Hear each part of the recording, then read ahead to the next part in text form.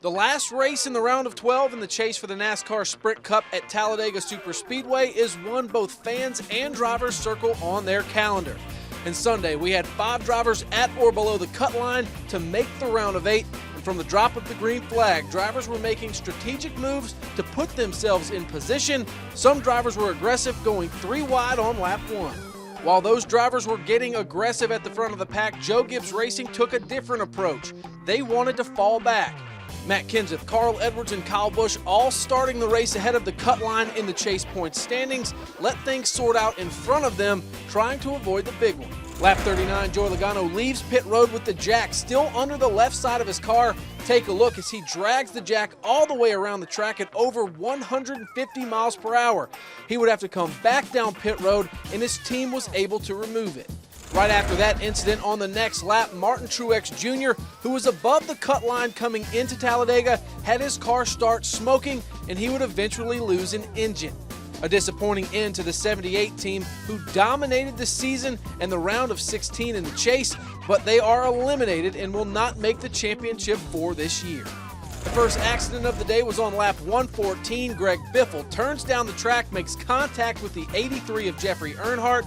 Casey Mears also gets collected as those 3 cars make contact all the way to the entrance of pit road. Fast forward to lap 144, Brad Keselowski, who dominated for much of the day, is a second chase driver with smoke under the car. His engine goes and he heads to the garage, and that would end Keselowski's day and his chances of making the round of 8 in the chase.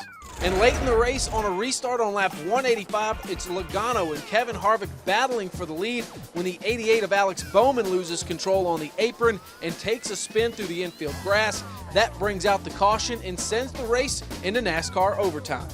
On the final restart, Logano takes the lead. Brian Scott is second, and Denny Hamlin right behind him in third. They get past the overtime line. Logano gets the win, his second victory of the year, and advances to the round of 8 along with Jimmy Johnson, Kevin Harvick, Matt Kenseth, Carl Edwards, Kurt Busch, and Kyle Busch. Denny Hamlin and Austin Dillon ended up in a tie in the chase, but Denny Hamlin advances with a tiebreaker of better finishes in the round to take the last spot in the round of 8. Dillon joins Truex, Keselowski, and rookie Chase Elliott, who finished 12th as the 4 drivers who were eliminated.